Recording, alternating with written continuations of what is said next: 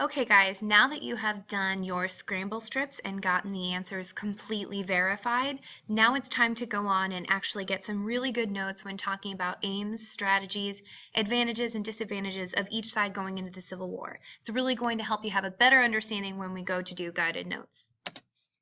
Okay, let's take a look at advantages of the North. Now, as you guys know, the North has a larger population, and the reason why they have a larger population is because they have more cities, meaning more industry, more factories. They have more abundant resources to pull from in order to fight this war. They have better banking in order to raise money for the war. They have more ships, and a really big benefit of the North was all members of the regular Navy decided to stay loyal to the Union. As you remember from the North and South unit, they also had a ton of railroads, a larger, more efficient railway network. They had thousands of miles of railroads, in fact, more so than even the South. And then we also can't forget the fact that they have Abraham Lincoln on their side, and Abraham Lincoln is the bomb. As you guys know, he is dedicated. He's not afraid to take risks. He is not afraid to fail, as evidenced by all of the things that have happened to him in his life that we talked about in class. Abraham Lincoln is going to turn out to be one of the best leaders in the war and really going to help us to win this thing. So we would definitely say all of these are great advantages of the North going into the war. Now, obviously, there are disadvantages to the North. Now, bringing back Southern states into the Union would prove to be difficult. It's not exactly going to be easy to pull states back into the Union that did not want to be there anymore. Remember, they feel like their constitutional rights are being violated, Amendment number 10, so they don't want to be in the Union. They would also have to invade the South and hold the South. And the South is a large area that's filled with a hostile population of people who are not wanting anyone from the North there. Now, the South also has been thinking and recalling the American Revolution, where a weaker group of people won. And they think of themselves as the underdog, like the Patriots were in the Revolutionary War, and that they actually have a chance in winning this. They think of themselves as rebels with a cause, and so the war support remained very strong in the South. Whether or not you agreed with slavery, you still wanted the war because you did feel like your constitutional rights were being violated, and they didn't want to be a part of a country where your rights could be violated that easily. Now, the main goals of the North was actually not at first to end slavery. The first goal of Abraham Lincoln that we discussed in class was they really wanted to bring the Southern states back to the Union and make our country whole again. That was the aim, that was the goal, that was the number one priority, and to preserve the Union at all costs. Now, as the war continued and the window kind of opened, Abraham Lincoln did see that there was a time period that, you know what, we could end slavery. And this became part of his goal from like 1863 on, when he has the Emancipation Proclamation. So we put that as the third one because going into the war, ending slavery was not the main goal or aim of the North. Okay? All right. Now, strategies to win the war were essential because you can't go into war not knowing what your battle plans are going to be. And if you go into a game, if you're an athlete and you have strategy, you have battle plans, you really feel more confident in achieving your goals within your game. So the North's goal was to obviously bring the South back into the Union. And so with that goal in mind, they came up with a 4-part plan, and they call it the Anaconda Plan, which is super awesome. And here's what they are, and I want you guys to really remember these because they are going to pop back up when we go to do guided notes. All right, the first goal, the first part of the Anaconda Plan for the North throughout the war was they wanted to blockade all southern ports to prevent supplies from reaching the South. And their thought process was, if we can block the supplies from coming into the South, then you can't fight a war if you don't have the supply. So that's going to be the number one thing that they want to do. So they're going to blockade all those southern states with all of our ships. That's the first part.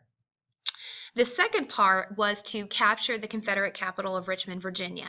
Yes, the Confederacy, as you guys know, they have their own government, they have their name, the Confederate States of America, they have their president, Jefferson Davis, and they even have a Confederate capital, which is in Richmond, Virginia, not far actually from DC. And so they thought if we can take the Confederate stronghold of Richmond, then we might have a shot at actually taking down the heart of the Confederacy. The third part of the Anaconda Plan was to divide the South by controlling the Mississippi River and to cut the South off from the West. So essentially, I'm going to show you guys on a map. I don't think I have a map on this one, but I'm going to show you guys on a map what that really means, because the Mississippi really divides the country in half. And so if we can, if the North can take the Mississippi River and cut it, then part of the Confederacy would be cut off from the second part of the Confederacy, and they wouldn't be able to communicate, get supplies to each other.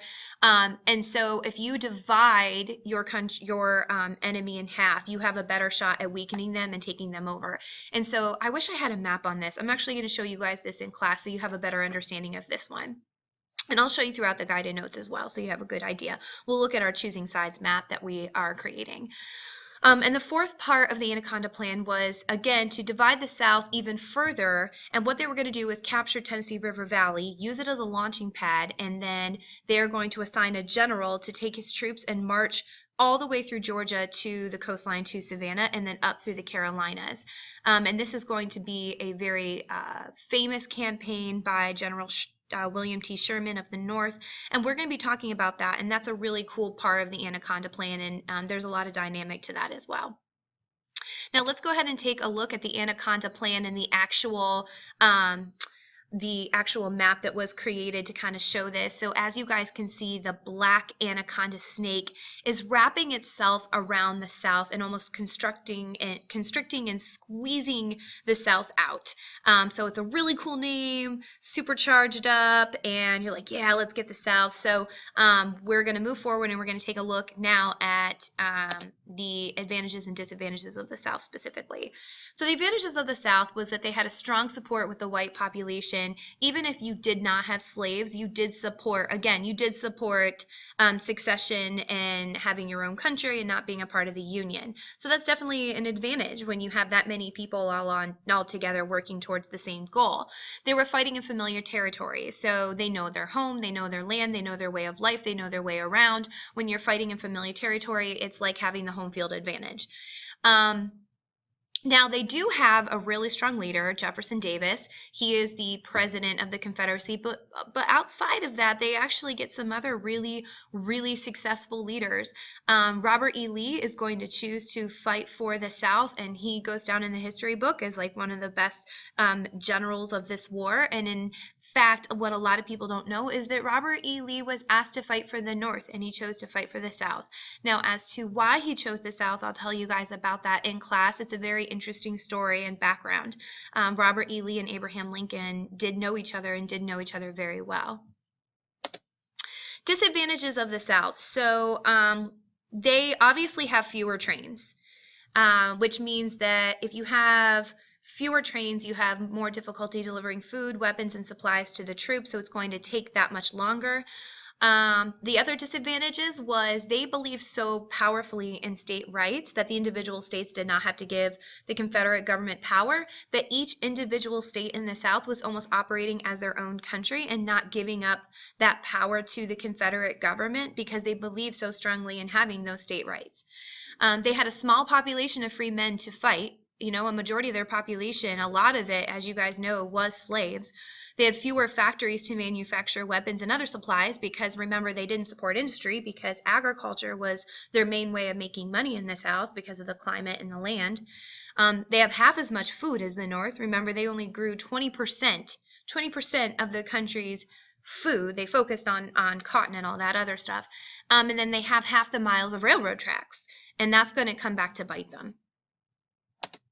The goals or aims of the South was to win recognition as an independent nation throughout the world and to preserve their way of life, to preserve slavery as much as possible.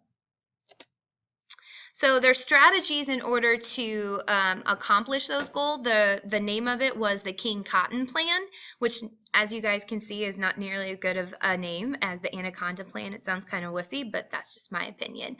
So there's 3 parts to it. They're going to go on the defensive. They know that they're going to have to hold their land and territory as much as possible. And a part of that was just, we're going to keep fighting until the North gets tired of fighting, and eventually they'll give up.